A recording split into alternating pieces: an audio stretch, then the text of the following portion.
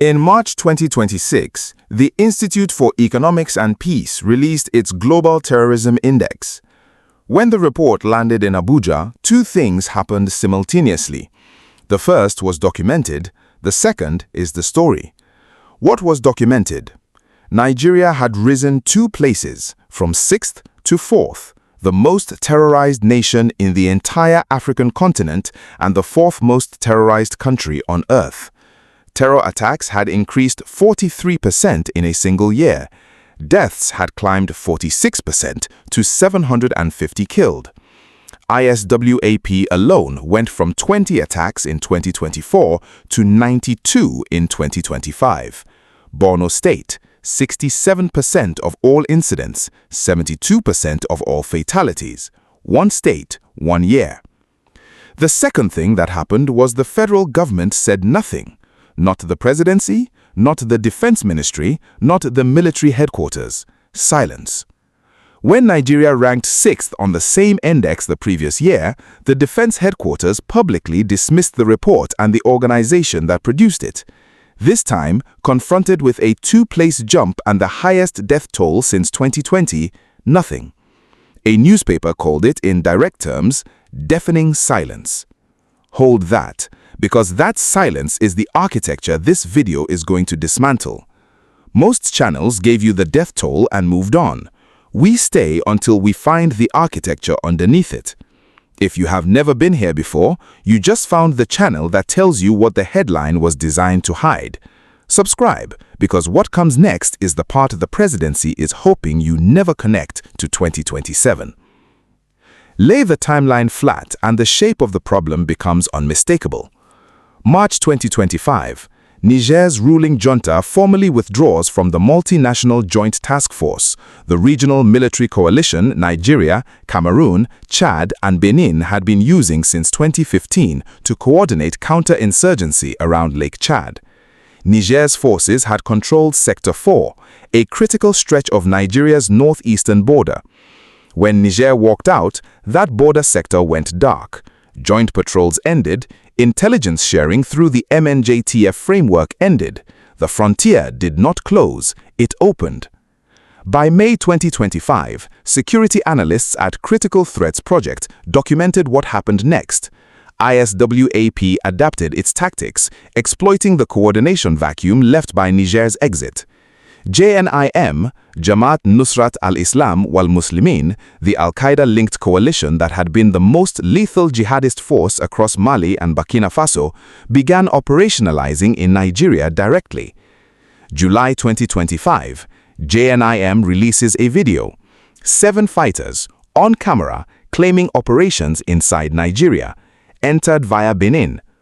October 2025, JNIM claims its first direct military attack on Nigerian soil, a raid on a patrol in Kwara State near the Beninese border. 1 soldier killed. The claim is verified by multiple security monitoring outlets. October 31, 2025, the United States designates Nigeria a country of particular concern on religious freedom grounds, the formal precursor to its next move. December 25, 2025, U.S. military aircraft with the explicit approval of President Tinubu carry out airstrikes on Lakurawa camps in Sokoto State, America's first direct kinetic military action on Nigerian soil. February 2026, Amnesty International documents 323 civilians killed across Benue, Kwara, Kebbi, Katsina, Niger, and Zamfara states in 21 days. March 2026, Global Terrorism Index, published. Nigeria, 4th in the world. Federal government, silent. May 2026, the US and Nigeria launch a joint operation against ISWAP in the northeast. ISWAP's senior leader, Abu Bilal al-Minuki, killed. By day 3 of the operation, Nigerian authorities reported 175 ISWAP and Boko Haram militants killed. June 12, 2026, Democracy Day. Tinubu addresses the nation. His security passage, 62 words. The defense budget was described, a security emergency was referenced, and the abduction of children in Oyo and Borno was acknowledged in a line. That is March 2025. By May 2026, a foreign military power had been invited twice to do what the Nigerian armed forces could not accomplish in 13 years. We come to what those 62 words actually said and what they left out in the next section. Why did jihadist expansion into Nigeria accelerate precisely now in 2025 and 2026 rather than earlier? 3 structural factors converged at the same moment, and none of them is coincidental. The first is Niger's MNJTF exit in March 2025. This was not simply a political disagreement. It was the physical removal of troops from Sector 4 of the Lake Chad Basin, a terrain that jihadist groups had always treated as their corridor between Nigeria's northeast and the Sahel. With Niger's forces redeployed to protect oil infrastructure, the border did not get thinner. It became, in the words of one security analysis, an authority gap, a zone where state sovereignty existed on maps but not on the ground. The second factor is the collapse of the Sahel security architecture around Nigeria. Mali, Burkina Faso, and Niger, the alliance of Sahel states, had all broken from ECOWAS and expelled French forces between 2022 and 2023. The counter-terrorism frameworks those countries had shared with Western partners and, by extension, with Nigeria's regional surveillance networks fractured.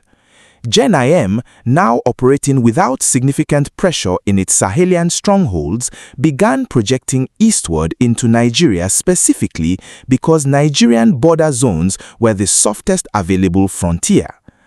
The third factor is structural and domestic: the Nigerian Air Force. A 2026 security analysis published by Global Security Review documented that of 3 JF-17 fighter jets delivered from Pakistan in 2021, only 1 remained airworthy by May 2023 when Tinubu took office. The defense budget, now at 5.41 trillion naira, allocates 62% of that figure to personnel costs. After the naira's collapse cut real spending power by roughly 2/3 since 2023, what remains for equipment, maintenance, and operations is a fraction of the headline number. This is the historical echo. Nigeria has seen this pattern before. Between 2013 and 2015, Boko Haram seized territory across Borno, Yobe, and Adamawa states, in some analyses controlling territory the size of Belgium, precisely because the same structural failures operated: porous borders, coordination gaps with neighbors, under-equipped forces, and a federal government that responded to each attack with condolence visits rather than architecture. The Borno state governor at the time publicly begged the federal government for weapons. The pattern in 2025 is not identical. JNIM's entry is more surgical, more ideologically coordinated, and backed by a more sophisticated Sahelian network than Boko Haram had in 2013, but the enabling conditions are the same. What I just told you is the version the administration wants you to believe is simply a difficult inheritance. What is actually happening, the question of whether this is passive failure or active strategic choice, is something else entirely. On Democracy Day 2026, President Tinubu addressed the nation. The section of that address dealing with security reads as follows, reconstructed from verified published transcripts. He announced a security emergency declaration. He referenced the recruitment of more than 50,000 new police officers and thousands of military recruits. He stated the 2026 defense budget of 5.41 trillion naira. He acknowledged children abducted in Oyo and Borno. He said the insecurity Nigeria faces is partly due to the collapse of grassroots governance and linked its solution to the financial autonomy of local government councils. Read that last sentence again slowly. The president of a country ranked 4th most terrorized in the world in a year where ISWAP conducted 92 attacks in a single state told the nation that the security crisis is partly due to the absence of functional local government and that financial autonomy of the 774 councils is part of the solution. There is a gap between what that statement claims and what the verified data shows. The Global Terrorism Index 2026 is explicit on this. ISWAP's surge was driven by internal instability and ongoing conflict with Boko Haram, combined with the cross-border corridor opened by Niger's MNJTF withdrawal. Lakurawa, which the same report identifies as a functional link between Islamic State Province and ISWAP's Northwest Network, had established surveillance drone capacity in Sokoto and Kebbi before the U.S. Christmas Day strikes. These are transnational insurgent organizations with defined territorial ambitions, external funding networks, and coordinated military doctrine. Local government autonomy does not interdict a drone surveillance operation in Sokoto. The Vanguard reported in May 2026, assessing 3 years of the Tinubu administration's security record. Military operations had neutralized between 7,000 and 8,500 militants. That is a significant number, but the assessment continued. These gains have not fundamentally altered the security landscape. Deadly attacks and recurring kidnappings continue to define daily reality. Between 7,000 neutralized and a 43% increase in the same period is a gap that no administration talking point has successfully closed. And in the same week the GTI 2026 report was published, ranking Nigeria 4th, the federal government issued no response. When ranked 6th the previous year, officials dismissed the entire methodology. Now, at 4th, silence. West Africa Weekly documented this pattern precisely. Every time a major attack occurs, Tinubu does not announce a federal intervention. He does not deploy new battalions with a nationally communicated strategy. The governors speak, the states announce surveillance drones, the president later. If what I just laid out changes how you see this story, drop a comment right now. I want to know where you stood before this video, because what comes next is going to change it again. Understand who benefits from the current architecture and who does not, and the political logic of the silence begins to clarify. ISWAP gains from the current configuration 3 things simultaneously. First, operational continuity. Each year that military degradation does not translate into territorial or logistical disruption, the group consolidates governance structures, taxation, enforcement, informal courts in the areas it controls. Second, recruitment legitimacy. Every overrun military base, every mass casualty event without a named federal response, and every civilian death without accountability is a JNIM and ISWAP recruitment narrative. Third, international pressure on Nigeria. The more civilian deaths accumulate, the more Nigeria's designation as a country of particular concern hardens, and the more the terms of any U.S. military cooperation shift in Washington's favor rather than Abuja's. What does the administration gain from the pattern of silence and delayed response? This is the harder question. The administration has described the security crisis as an inheritance, a problem dating to the Buhari years, accelerated by regional geopolitics it did not create. That framing serves one political function. It holds the crisis at arm's length from the presidency's accountability ledger heading into 2027. If security is a regional and historical problem, the failure to solve it is not a policy failure. It is simply the difficulty of the challenge. But that framing faces 3 simultaneous fronts of collapse. Legally, U.S. airstrikes on Nigerian soil, twice in 6 months, approved by a Nigerian president who then said little publicly about the operation's strategic logic, creates a sovereignty question that the opposition has begun articulating. Publicly, the GTI ranking is not a dismissible methodology dispute. 46% more deaths in a single year is a count, not an interpretation. And in terms of political credibility, the 2027 electoral cycle is now close enough that the security record must be defended rather than deferred. Everything I just told you about the political calculation assumes that the administration believes silence costs less than action. I want to test that assumption now. Zoom out from the individuals to the system, and what this crisis reveals is not uniquely Nigerian. It is the West African state capacity problem in its most acute form.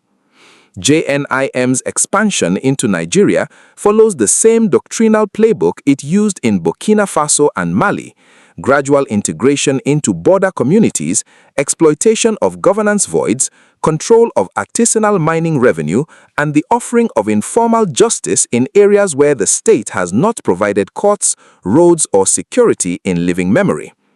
The 2026 GTI noted that 64% of attacks across Africa occurred within 100 kilometers of a national border. That is not geography, it is a diagnosis. Where states meet and dissolve into each other, sovereignty becomes theoretical. Nigeria's size and population mean that its failure to contain this expansion has regional consequences well beyond its borders. If ISWAP consolidates an operational corridor from the Lake Chad Basin through Nigeria's northwest, connecting JNIM's Sahelian networks to the Gulf of Guinea coast, the strategic geography of West African jihadist expansion changes fundamentally. Benin, Togo, and Ghana, which have already experienced probing attacks, would face a more connected, better resourced network. Internationally, the dual U.S. military operations, Christmas Day 2025 and May 2026, are being read in policy circles not as partnership success stories, but as evidence of Nigerian state incapacity. The Institute for Security noted explicitly that Tinubu's framing of the ISWAP operation downplays the governance failures that fuel terrorism and limit purely military responses. The international reputational cost of being the country that required American special forces to neutralize a terrorist commander is not absorbed quietly. It travels to investment decisions, development financing conversations, and Nigeria's standing in ECOWAS leadership claims. Here is the strongest case for the administration, and it deserves to be stated without reduction. Nigeria inherited a security crisis that multiple administrations failed to solve before Tinubu took office. The MNJTF's weakening is a regional geopolitical development, not a Tinubu policy choice. Niger's coup, the alliance of Sahel states' hostile turn, and JNIM Sahelian consolidation were driven by dynamics over which Abuja had no control. The administration's approval of U.S. military operations, which resulted in the killing of ISWAP's senior leader in May 2026 and the neutralization of Lakurawa camps in December 2025, demonstrates not passivity but a willingness to engage unconventional partnerships when conventional military capacity has limits.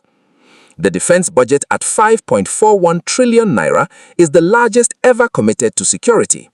The recruitment of more than 50,000 new police officers, if delivered, represents structural capacity building that takes years to produce operational results. And the honest data point that complicates the dominant criticism. The GTI itself notes that ISWAP's surge in 2025 was partly driven by internal conflict between ISWAP and the Boko Haram Jazz faction. Factional violence that is not a Nigerian state failure, but a consequence of the group's own internal contradictions. Some of the 92 ISWAP attacks in 2025 were directed at rival militants, not solely at civilians or the military. The death toll figure, while real, incorporates this complexity. The real battle is in the 18 months before the 2027 election, and I do not know yet who is winning it. 3 paths forward for the Tinubu administration, one of which leads to the edge. Path 1 is the consolidation path. The joint U.S.-Nigeria operations of December 2025 and May 2026 produced demonstrable degradation of ISWAP's command structure, and Tinubu uses the window to announce a publicly communicated national security architecture. Named strategy, named commanders, named objectives with measurable benchmarks.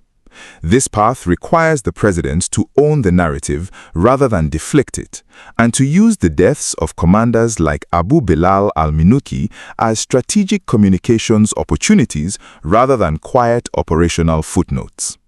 This path is still open, but it is narrowing.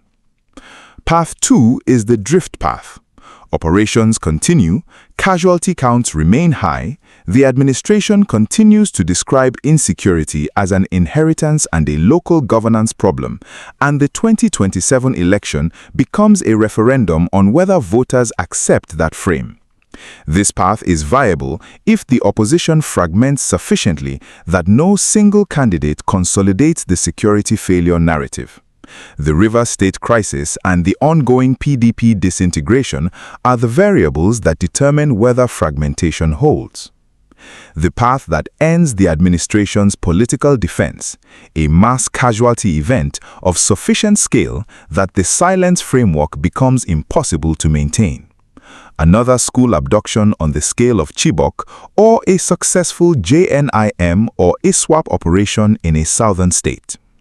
The Woro massacre in Kwara in February 2026 was the closest signal yet that JNIM's probing is hardening into something more permanent. If JNIM establishes a Katiba, a formal brigade structure inside Nigeria, the geography of the crisis changes from northeast and northwest to national. 3 signals to watch. Signal 1, whether the joint US-Nigeria operation produces any announced structural agreement, a formal basing arrangement, a permanent intelligence sharing protocol, or a counter-terrorism partnership framework publicly signed. If it happens, the administration has converted tactical success into strategic architecture. If the May 2026 operation ends with a press release and no follow-up structure, it means kinetic action substituted for strategy rather than enabling it. Signal 2, whether JNIM claims any further attacks inside Nigeria before the end of 2026. Its October 2025 attack on a Kwara patrol was its first. A second claimed attack in any state signals that the probing phase has ended and the Katiba construction phase has begun. Watch specifically for any claim in Kebbi, Sokoto, or Kwara, the 3 states named in security analyses as JNIM's designated entry zone. Signal 3, the 2027 APC presidential primary.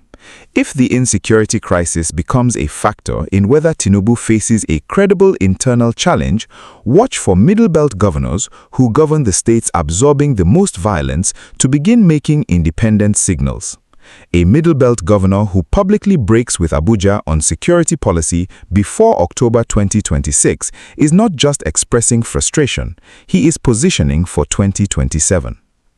At the beginning of this video, I told you that when Nigeria's GTI ranking was released in March 2026, 2 things happened simultaneously.